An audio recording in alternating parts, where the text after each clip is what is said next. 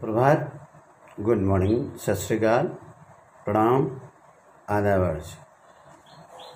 शीस पगा न झगा तन में, प्रभु जान को आई बसे के ही ग्रामा। धोती फटी सिलटी दुपटी, अरु पाए उपानहे को नहीं सामा। द्वार खड़ो दुज दुर्बल एक रह्यो, चकिसों वधु वसुधा अभिरामा। पूछत दीन दयालु को धाम, बतावत आपनो नाम सुदामा। देखिए, ये मित्रता के बारे में आपको बताया गया है कि हम और आपकी मित्रता कैसी होनी चाहिए। भगवान श्री कृष्ण की परम मित्र सुदामा के ऊपर गरीबी छा गई और वहाँ से उनकी पत्नी ने कहा, यदि आपका दोस्त इतना धनी तो चाहिए उधर से कुछ ले आई, संपत्ति ले आई। तो किस तरह का हाल बेहाल सुदामा जी का था, उसके बारे में यहाँ कविवर नरोत्तम दास जी ने अपनी भावनाओं से व्यक्त किया और कविवर नरोत्तम दास जी की यही रचना ने इस साहित्य, हिंदी साहित्य की अनुपम निधि बना दी। तो समझ लें, इसका भावार्थ समझ लें।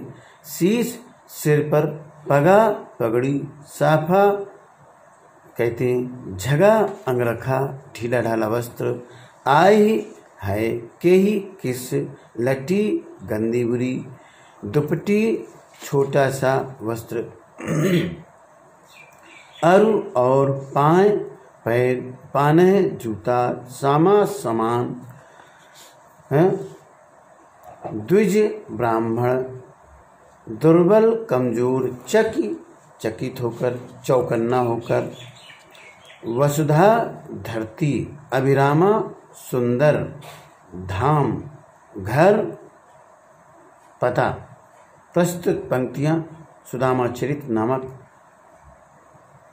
पद्य से अवतरित की गई हैं, जिनका वर्णन में आप पाएंगे द्वारका में कृष्ण की दरबार उनको सुदामा के आने की सूचना देने तथा उनके रूप का वर्णन इसमें किया गया। द्वारपाल महल के अंदर जाकर श्री कृष्ण को सूचना देते हुए कहता है कि हे प्रभु, द्वार पर एक भिक्षुक सा ब्राह्मण खड़ा है। उसके सिर पर पगड़ी, शरीर पर अंगरखा, कुर्ता जैसा कोई पहनने का कपड़ा नहीं है। उसकी धोती भी फटी हुई है, छोटा सा दुपट्टा है, पैरों में जूते भी नहीं है, न उसके पास कोई सामान है। पता नहीं किस गांव में रहता है, बस वह धरती की ओर चकित दृष्टि से देख रहा है, महल की ओर चकित दृष्टि से देख रहा है। हे दीनदयाल, वह आपका नाम और पता पूछ रहा है। वह अपना नाम सुदामा बता रहा है। विशेष इन पंक्तियों में सुदामा की दीनहीन दशा का वर्णन किया गया है। ऐसे बेहाल बिवाइन सो, पग कंटक जाल, लगे पुनि जोई, हाय महादुख पायु सखा, तुम आई इते न कितै दिन खोए। देखि सुदामा की दीन दशा, करुणा करिकै करुणा निधि रोई। पानी परात को हाथ छुओ नहीं, नैनन के जल सो पग धोई। बेहाल जिसकी बुरी दशा हो, बेवाइन उंगलियों के बीच का भाग, पग पैर, कंटक कांटी, जाल समूह, पुनि फिर, और इतय इधर, यहाँ कितय कितने दिन। दीन दशा दीन स्थिति, करुणानिधि भगवान श्री कृष्ण। पानी परात पानी का बर्तन, नैनन के जल आंसू से, और बेवाई पैरों में सर्दियों के दिनों में अक्सर चली जाया करती हैं। प्रस्तुत पंक्तियाँ सुदामा चरित नामक पाठ से अवतरित हुई हैं, जिनके रचयिता श्री श्री नरोत्तम दास जी हैं। इसमें सुदामा की दीन दशा देखकर श्री कृष्ण के दुखी होने का वर्णन किया गया है। जब सुदामा जी अपने गांव से द्वारका तक कृष्ण के पास पैदल पहुँचे तो उनके पैरों की उंगलियों के बीच के भागों की बड़ी दुर्दशा हो गई।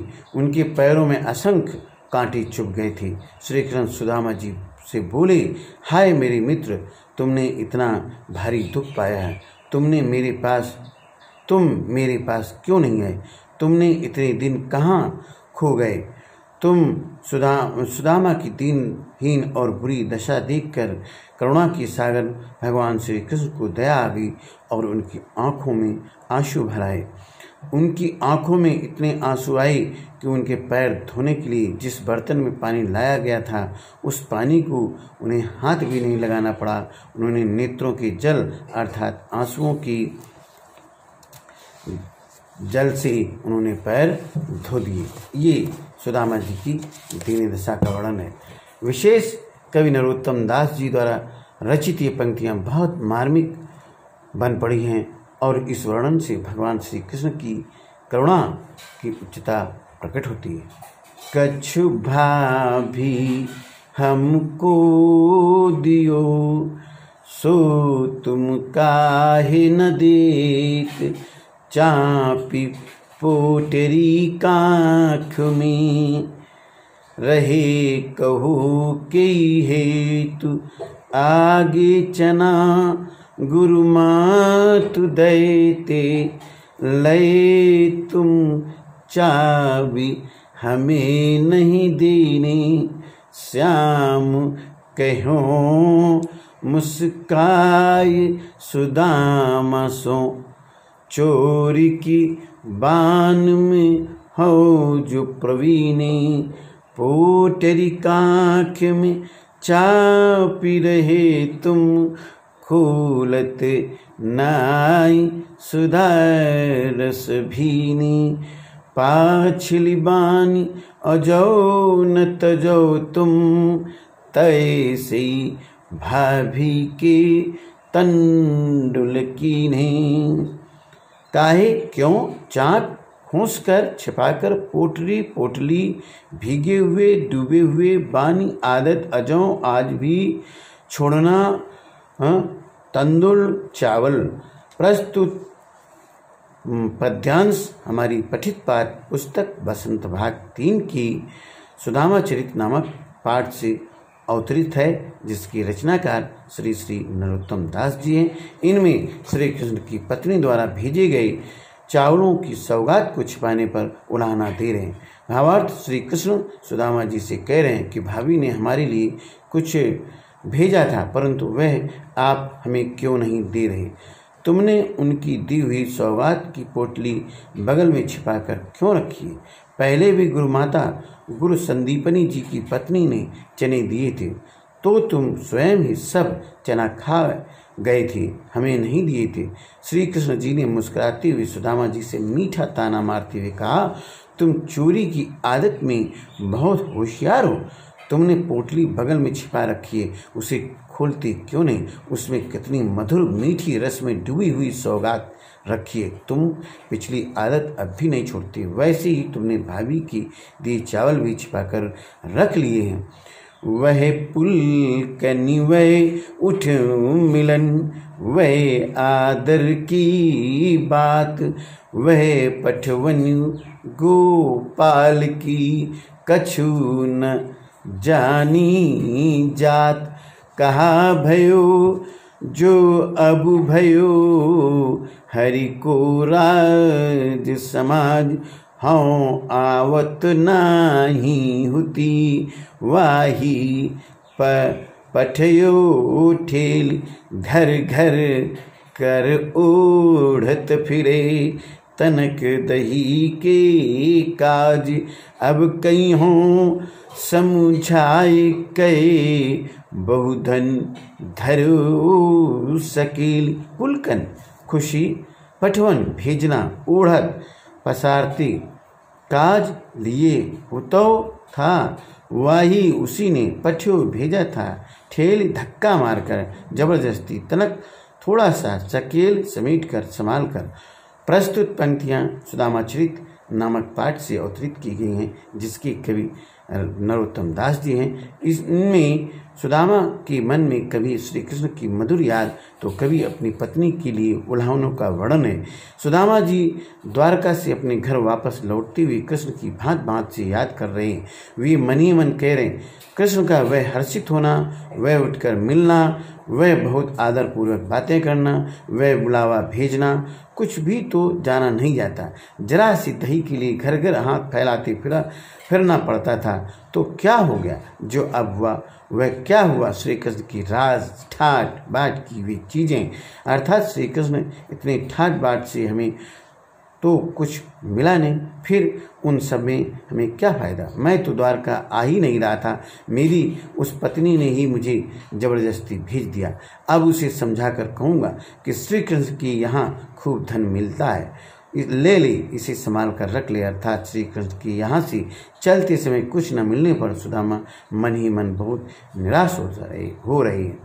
द्वारका से घर लौटते हुए से सुदामा के मन की अवस्था का बहुत सुंदर वर्णन शब्दों में किया है। वैसे राज समाज बनी, गजबाज घनी मन संभ्रम छायु,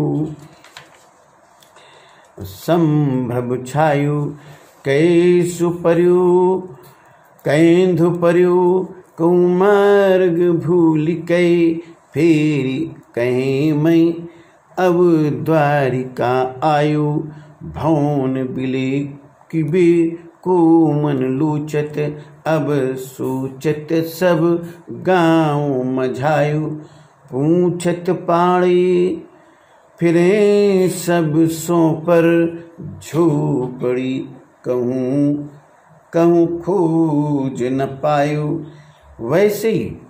वैसा ही संभ्रम तुरंत भ्रम हो रहा है। कैद हूँ, कहीं ऐसा तो नहीं? भवन बिले कुएं को देखने के लिए लोचत ललचाना है, मझायो घुस गए।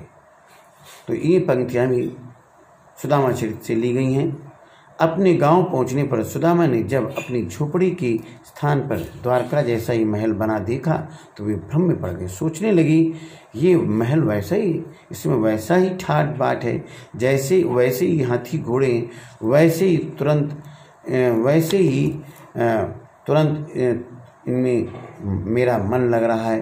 कहीं ऐसा तो नहीं कि मैं रास्ता भूलकर द्वारका फिर वापस आ गया हूँ। यही सोचते हुए सारे गांव में घूम फिरे। सुदामा पाणे अपनी झोपड़ी के बारे में सबसे पूछते फिरे, परंतु उन्हें कहीं इसकी कहीं खोज खबर नहीं मिली। परोक्ष रूप से यहाँ श्री कृष्ण जी की दयालुता और महत्ता का ज्ञान होता है। उन्होंने सुदामा को बिना पूछे कहे उसके लिए एक आलीशान भवन बनवा दिया था। कहीं वे टूटी सी छानी हती, कहीं कंचन के अवधाम सुहावत, कहीं पग में पनहीनती, कह लय गजराजौ ठाढ़ी महावत। भूमि कठोर पे रात कटे, कहीं कोमल सेज पे नींद न आवत। कहीं जुरतो नहीं कूदो सवा, प्रभु के प्रताप से दाख न भावत। कहीं कहाँ तो छानी छप्पर धाम घर सुहावत सुंदर भला, लगना पनई जूता ठाड़े खड़े हुए महावत। हाथी चलाने वाला सेज पलंग बिस्तर जुरत बहादुरी साहस कोदों समा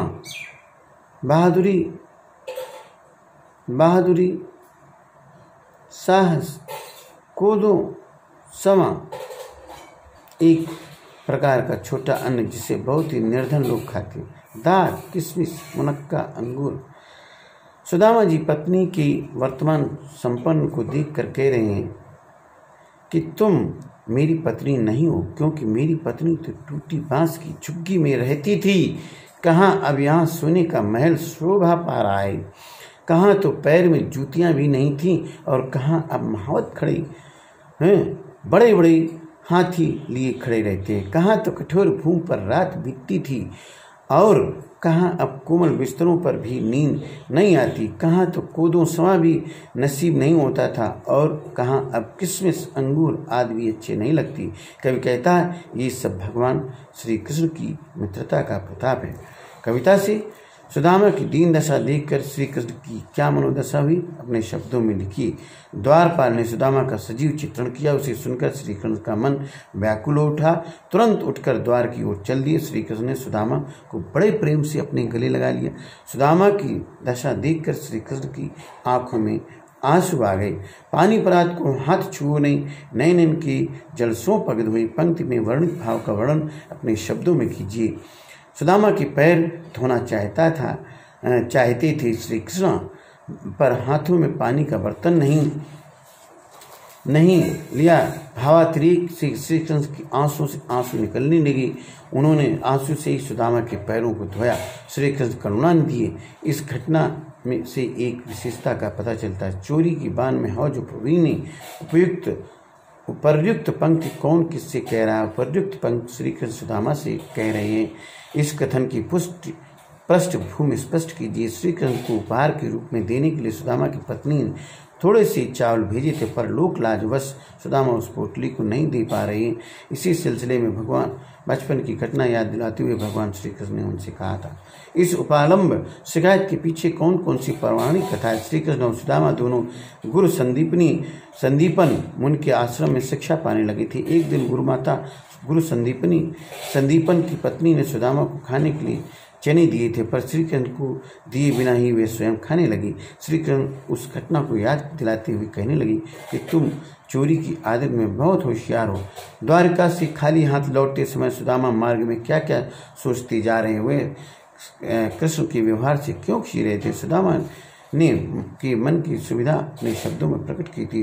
सुदामा जी द्वारिका से खाली हाथ लौटते समय श्री कृष्ण को तरह तरह से याद करने लगे हुए मन ही मन कह रहे थे। श्री कृष्ण का हर्षित होना, उठकर मिलना, बहुत आदर पूर्वक बातें करना आदि क्रियाकलापों से सुदामा मन में आशा करने लगी श्री कृष्ण बहुत बड़ा इनाम देंगे। जब खाली हाथ लौटाए तो सुदामा बहुत निराश हो उठी। उनकी ये निराश खींच में बदल गई। अपने गांव लौटकर जब सुदामा अपनी झोपड़ी नहीं खोज पाए, तब उनके मन में क्या क्या विचार आई, कविता के आधार पर स्पष्ट कीजिए। सुदामा जब अपने गांव लौटे तो उन्हें अपनी झोपड़ी दिखाई नहीं दी थी। उसकी जगह एक सोने का महल बना हुआ था। ये देखकर वे भ्रम में पड़ गए। सुदामा को लग रहा था कि कहीं मैं द्वारिका फिर वापस तो नहीं आ गया। इस प्रकार दुविधा में पड़ गए। निर्धनता के बाद मिलने वाली संपन्नता का चित्रण कविता का अंतिम पंक्तियों में वर्णित है। उसे अपने शब्दों में लिखिए। संपन्नता के कारण बदली हुई दशा को देखकर सुदामा खुद अपनी पत्नी को पहचान नहीं पा रहे थे। पैरों में जूते तक नहीं थे, पर आज दरवाजे पर हाथी खड़ी थी। पहले कठोर भूमि पर सोती थी, पर अब कोमल बिस्तरों पर नींद नहीं आती। कवि कहता है ये सब भगवान श्री कृष्ण की मित्रता का प्रताप है। द्रुपद और द्रोणाचार्य भी सहपाठी थे। इनकी मित्रता और शत्रुता की कथा महाभारत से खोज कर सुदामा के कथानक से तुलना कीजिए। द्रुपद और द्रोणाचार्य बचपन में गुरु के आश्रम में सहपाठी थे। तब द्रुपद ने वादा किया था कि वह राजा बनते ही द्रोणाचार्य को आधा राज दे देंगे, लेकिन जब द्रोणाचार्य मदद मांगने द्रुपद के पास पहुंचे तो अहंकार से द्रुपद ने द्रोणाचार्य का अपमान किया। इस प्रकार मित्रता शत्रुता में बदल गई। लेकिन जब सुदामा मदद मांगने श्री कृष्ण के पास पहुंचे तो श्री कृष्ण ने उसका आदर किया, प्रेम पूर्वक व्यवहार किया, उसे खूब संपत्ति, उच्च पद पर पहुंचकर या अधिक समृद्ध होकर व्यक्ति अपने निर्धन माता पिता भाई बंधुओं से नजरें फेरने लग जाता है। ऐसे लोगों के लिए आप क्या कहेंगे? सुदामा चरित्र कैसी चुनौती खड़ी करता है। लिखिए, धन और उच्च पद पाते आते जाते रहते हैं, पर अपने लोगों से दूर रहना गलत है। जीवन के हर हालत में अपने लोगों को नहीं भूलना चाहिए। अपनी शक्ति संपन्नता से उनकी मदद करते रहना चाहिए। सुदामा चरित्र सुंदर उदाहरण है। देखिए, तो आपको बहुत बहुत धन्यवाद सुदामा चरित्र सुनने के लिए। और कहा भी गया है कि मित्रता ऐसी होनी चाहिए जो जीवन पर्यंत चले और पीढ़ी दर पीढ़ी चलती रहे। तो इस मित्रता के लिए बहुत बहुत धन्यवाद। आप सभी सुनिए और इस पर चिंतन कीजिए, मनन कीजिए। तब तक के लिए डॉक्टर संतोष लाल कमल विदा लेता हूँ आप सबसे।